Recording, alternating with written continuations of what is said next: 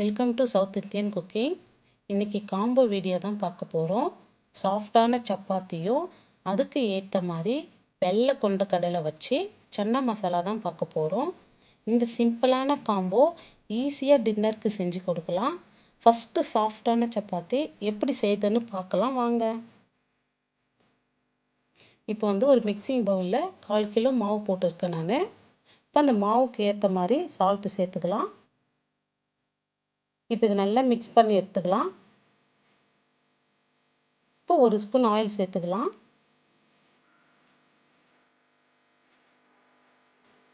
இப்போ மாவில் நல்லா மிக்ஸ் ஆகிற மாதிரி கலந்து விட்டுக்கலாம்.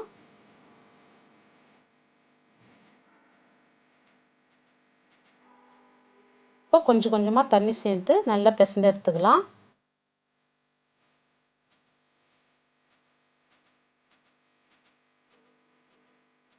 இப்போ இந்த மாவு பிசைறது ரொம்ப கட்டியாக இல்லாத, ரொம்ப லூஸாக இல்லாத, இந்த மாதிரி மீடியமாக கரெக்டாக இருக்கிற மாதிரி பிசைந்து எடுத்துக்கலாம்.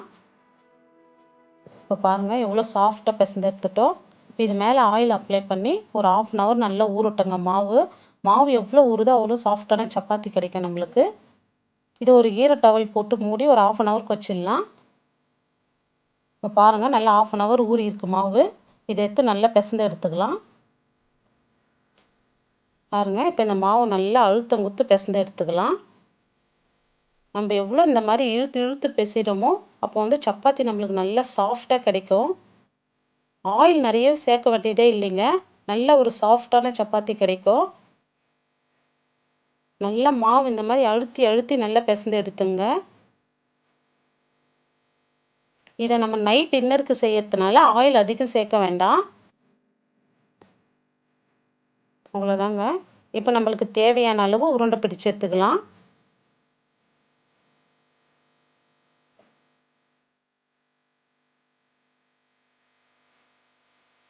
நிறைய பேர் சப்ஸ்கிரைப் பண்ணாமல் பார்த்துட்டு இருக்கீங்க. மறக்காமல் சப்ஸ்கிரைப் பண்ணிவிட்டு பெல் பட்டனை கிளிக் பண்ணுங்கள். அப்போ தான் நான் அப்லோட் பண்ணுற வீடியோ உங்களுக்கு உடனே வரும். இப்போ பாருங்கள் உருண்டை பிடிச்சு எடுத்துக்கணும். தேய்ச்சி எடுத்துக்கலாம்.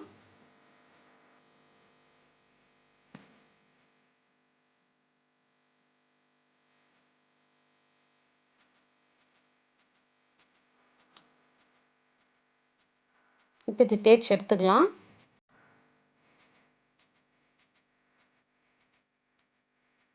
இப்போ மடித்து தேய்ச்சிக்கலாம்.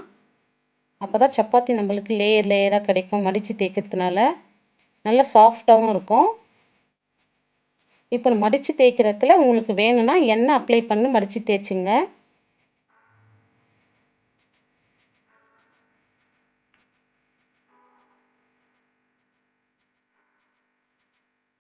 அவ்வளோதான்.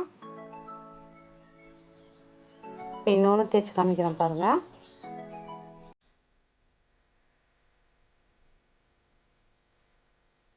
இப்போ இந்த மாதிரி மடித்து எடுத்துக்கலாம்.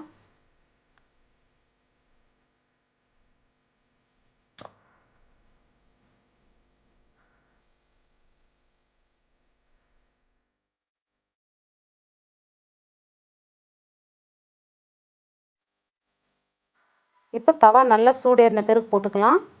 தவா சூடேறாது முன்ன போட்டிங்கன்னா சப்பாத்தி சாஃப்டாக வராது, ஹார்டாக வரும்.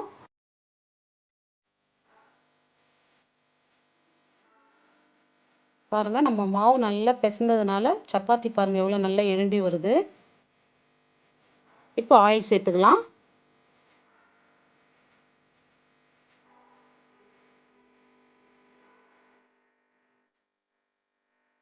அவ்வளோதாங்க, எடுத்துக்கலாங்க.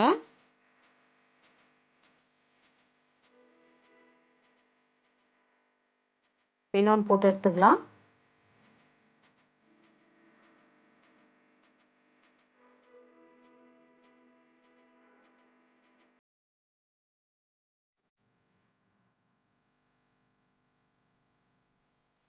நம்ம சப்பாத்தி மாவு நல்லா பிசைஞ்சதுனால நிறைய எண்ணெய் சேர்க்க வேண்டியதே இல்லைங்க.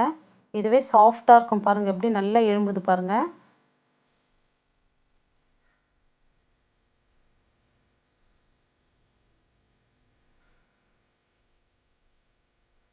அவ்வளோதாங்க, நம்மளுடைய சாஃப்டான சப்பாத்தி ரெடி ஆயிடுச்சு பாருங்கள். எவ்வளோ சாஃப்டாக வருது பாருங்கள். நம்ம ஆயில் நிறைய சேர்க்காதே சப்பாத்தி எவ்வளோ சாஃப்டாக வருது பாருங்கள்.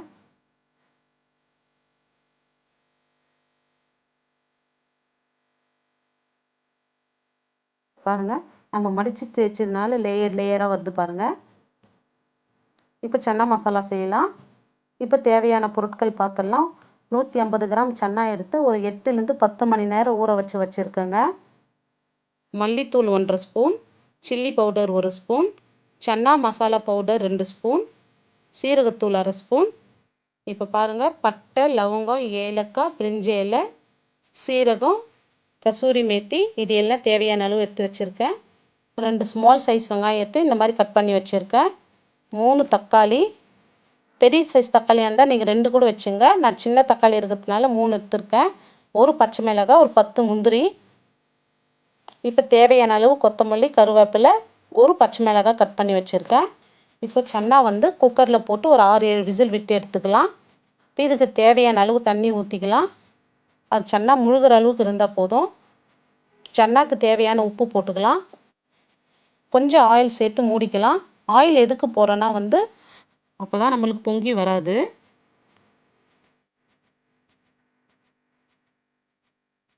இப்போ வெங்காயம் தக்காளியெல்லாம் வதக்கி எடுத்துக்கலாம். இப்போ கொஞ்சம் ஆயில் சேர்த்துக்கலாம். அதுக்கு வெங்காயம் சேர்த்துக்கலாம்.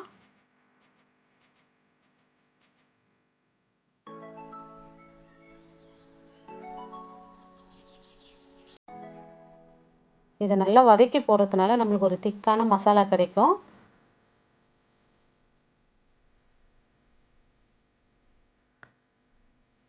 பாருங்கள், ஒரு பச்சை மிளகாய் உடச்சி போட்டுக்கலாம். இப்போ முந்திரி பருப்பு ஒரு 10 சேர்த்துக்கலாம். இது ஆப்ஷனல் தாங்க, உங்களுக்கு வேணும்னா போட்டுங்க, இல்லை வேண்டாங்க. முந்திரி சேர்க்கறதுனால நம்மளுக்கு கிரேவி டேஸ்ட்டாக கிடைக்கும். இப்போ ஒரு 1/4 ஸ்பூன் மஞ்சள்தூள் சேர்த்துக்கலாம்.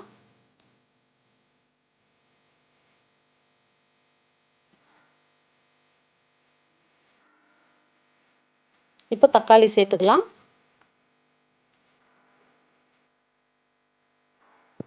நல்லா வதக்கி விட்டுக்கலாம். இப்போ இதை வதக்கி இப்படியே கூட அரைக்கலாங்க. ஆனால் கொஞ்சம் தண்ணி சேர்த்து இதை கொஞ்சம் வேக விடலாம். இப்போ எதுக்கு வேக வைக்கிறோன்னா முந்திரி சாஃப்டாக வெந்துடும். அப்போ தான் நம்ம அரைக்க சொல்ல நல்ல ஒரு திக் பேஸ்ட்டு கிடைக்கும் நம்மளுக்கு. இப்போ 2 லவங்கம் சேர்த்துக்கலாம் எடுத்து வச்சதில். ஒரு பட்டை சேர்த்துக்கலாம், ஒரு ஏலக்காய், ஒரு பிரிஞ்சி இலை, ஒரு 1/4 ஸ்பூன் சீரகம். இது எல்லாம் சேர்த்து நல்லா வதக்கி விட்டுக்கலாம்.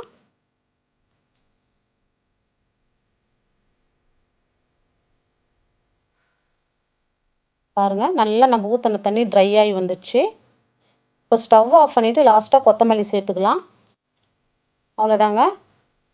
இதை ஆற வச்சுட்டு இப்போ அரைச்சி எடுத்துக்கலாம். இப்போ ஒரு பாத்திரம் வச்சு ஆயில் போட்டுக்கலாம்.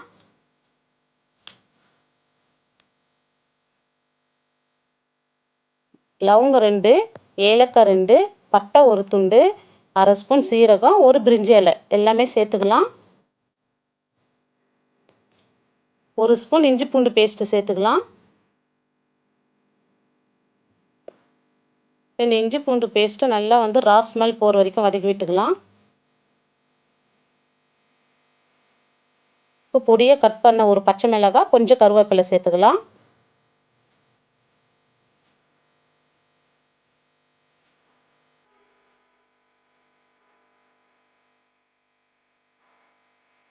இப்போ சில்லி பவுடர் 1 ஸ்பூன் சேர்த்துக்கலாம். தனியாத்தூள் 1/2 ஸ்பூன் சேர்த்துக்கலாம். சீரகத்தூள் 1/2 ஸ்பூன் சேர்த்துக்கலாம். இந்த ஆயிலே நல்லா மிக்ஸ் பண்ணி விட்டுக்கலாம். இப்போ அரைச்ச மசாலா சேர்த்துக்கலாம்.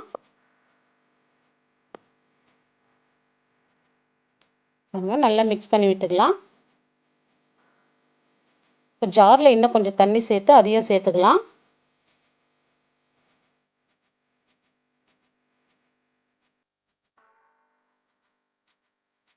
இது போதுமான அளவு தண்ணி. இப்போ இது மசாலாக்கு தேவையான உப்பு போட்டுக்கலாம். ஏற்கனவே சன்னாவில் போட்டுருக்கோம். இந்த கிரேவிக்கு தகுந்த மாதிரி போட்டுங்க. இப்போ பாருங்கள், நல்லா 6-7 விசில் விட்டோம். நல்லா வெந்திருக்கு பாருங்கள். இப்போ பாருங்கள், மசாலா நல்லா கொதிச்சு வந்துடுச்சு. இந்த இடத்துல சன்னாவை சேர்த்துக்கலாம்.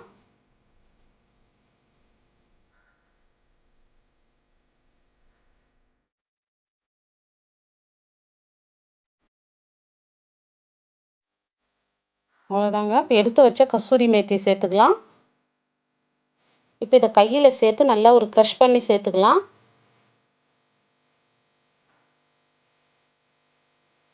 இது போட்ட கிரேவி நல்ல ஒரு வாசமாக இருக்குங்க.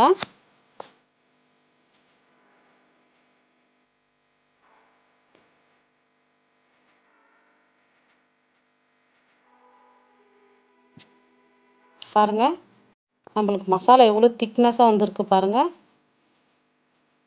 ரெடிமேட் சன்னா மசாலா தூள் எடுத்துருக்கேன், அது 2 ஸ்பூன் ஆட் பண்ணிக்கலாம்.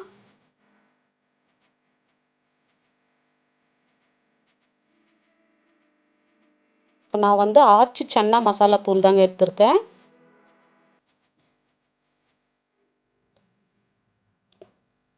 அவ்வளோதாங்க. கிரேவியே ஒரு கலர்ஃபுல்லாக வந்துச்சு பாருங்கள் அதை சேர்த்ததுனால.